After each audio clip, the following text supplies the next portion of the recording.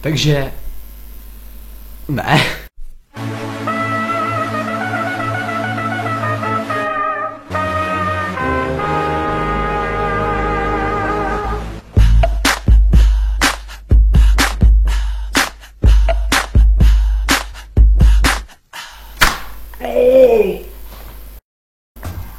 Takže, dámy a pánové, je tu zcela nový druhý vlog, což znamená, že nejsem v mé obvyklé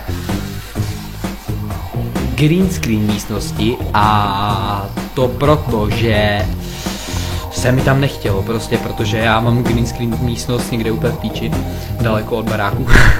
Ne, to ne zas. Ale prostě mám to trošku vedle od pokoje, což znamená, že se mi tam prostě nechtělo. Chtěl jsem natočit vlog a prostě chtěl jsem natočit hned. A ty vole, mně se jak tady musím být takhle na píču. No, já si prostě kleknu a bude to lepší.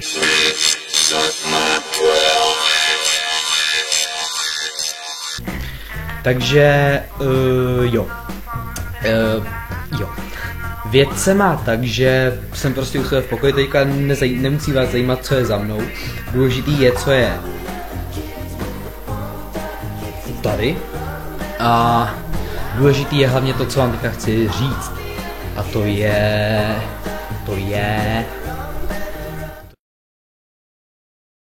Takže ta hlavní věc, proč jsem tento vlog udělal, je, že jsem se nudil, a že jsem vám chtěl něco sdělit. A to už tady říkám hodně dlouho, ale pořád jsem se nedostal k tomu, co vám chci sdělit. Dámy a pánové, je to neuvěřitelné, ale já vám to ještě nemůžu říct. Ale prostě pokud někdo bydlíte blízko Plzně, nebo přímo v Plzni, anebo přímo v prdeli. No jednoduše, pokud prostě to máte nějak blízko do Plzně, nebo pokud by vám tam chtělo od někud jít, třeba nevím, prostě. A chtěli byste vidět přímo a osobně mě, tak můžete. Tak jednoduše můžete, protože tuto sobotu, pouze tuto sobotu, budete mít šanci mě vidět v Plzni naživo, v centru Plzně, v CAN, neboli Centrum autobusové nádraží. Já vám prostě sdělím podrobnosti až zítra je pátek. No jednoduše řečeno, pokud teda byste nějak do té Plzně mohli. Chtěli byste mě vidět? Chtěli jste si vzít můj autogram?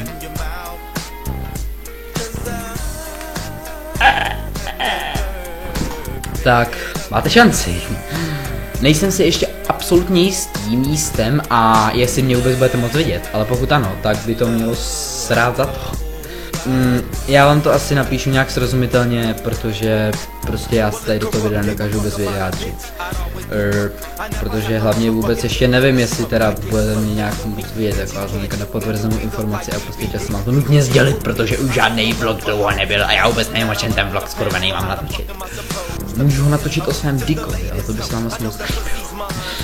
Musíte pochválit, že mám krásně naksvícený face, jako to jste ještě neviděli v mých vlogách, jako ta jedna jednička už byla docela dobrá, ale toto jste ještě neviděli. Takhle nasvícenýho debila jste ještě neviděli. No, to ale taky nemusí být ta hlavní informace. Hej, tohle bude nejvíc nastříhaný vlog, jaký jsem kdy dělal, já jsem dělal sice nůba, ale to nevadí. Tak co bych vám mohl tak říct, no tak prostě ty vole, tady mám New York tašku a to v ní je. Podíváme se, co je v mé New York tašce.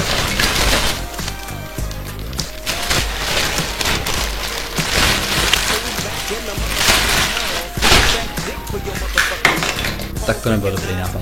Podíváme se, co tu máme dál. Máme tu dlouho.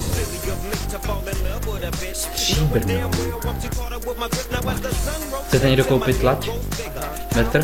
Metrovou lať? Můžete, ale nevím. Nevím, jak jsme to dohadovali, já jsem přesplátal, to nevím. To je jedno, podíváme se, co tu máme dál. Ice tea, ne, ice fruit. Je to apple, pear. Chutná to jak canky. To jsou chcanky. Dál tu máme tyto trenky. krásné, že? Dál tu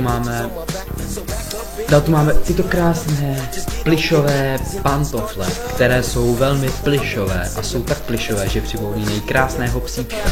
A nebudete tomu věřit, ale mám 2. To je v prdeli. Tenhle vlog je úplně v prdeli. To je ten nejvíc v prdeli vlog, jaký jsem kdy natočil. Teď pozor, teď přijde bomba. Zatím jsem přišel jenom já, ale počkejte chvíli.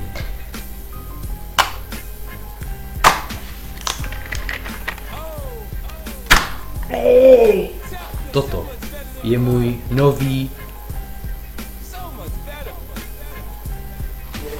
Někdo mi napsal na Facebook. Ne, to se teďka neřeší. Toto je můj nový společník do Let's Play. Bude nás teďka pronásledovat všude. Jeho jméno je Čumí z gumy. Nádherný. Takže tento vlog byl úplný propadák a já doufám, že jste si ho... Oni mu padají vlasy. Já doufám, že jste si ho užili stejně tak jako já, protože já jsem si ho vůbec neužil. Ale musím to nějak zachránit, takže... Soutěž o GTA 4 na Xbox se nekoná, protože nejsem tak bohatý, abych vám mohl rozdávat hry. Možná se tady něco najde, něco se tady najde, ale to bych vám stejně nedal. Takže uděláme soutěž. Co uděláme soutěž? Uděláme nějakou soutěž. Uděláme soutěž, kdo si víc krkne. A pak můžete uploadovat své videa na YouTube, posílat mi ho do zpráv. A já potom vyberu 5 největších krkavců. Já jsem fakt debil. Ano, můžete mi posílat videa do zpráv a já je potom zveřejním. A ve 3. vlogu udělám vyhlášení 5 největších zmrdů.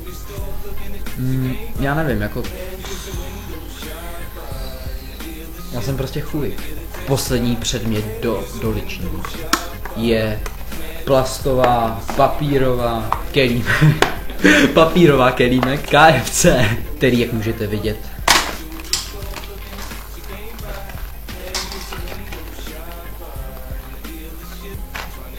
jsem právě skoro sežil.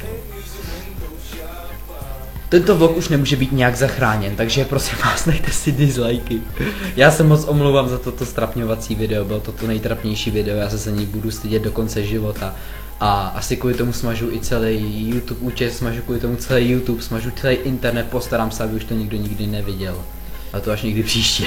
Takže do té doby zdar a ještě nějak popřemýšlím o tom srazu v Plzni. Pokud by byl teda nějaký zájem a... See you there. Já jsem fakt čurák.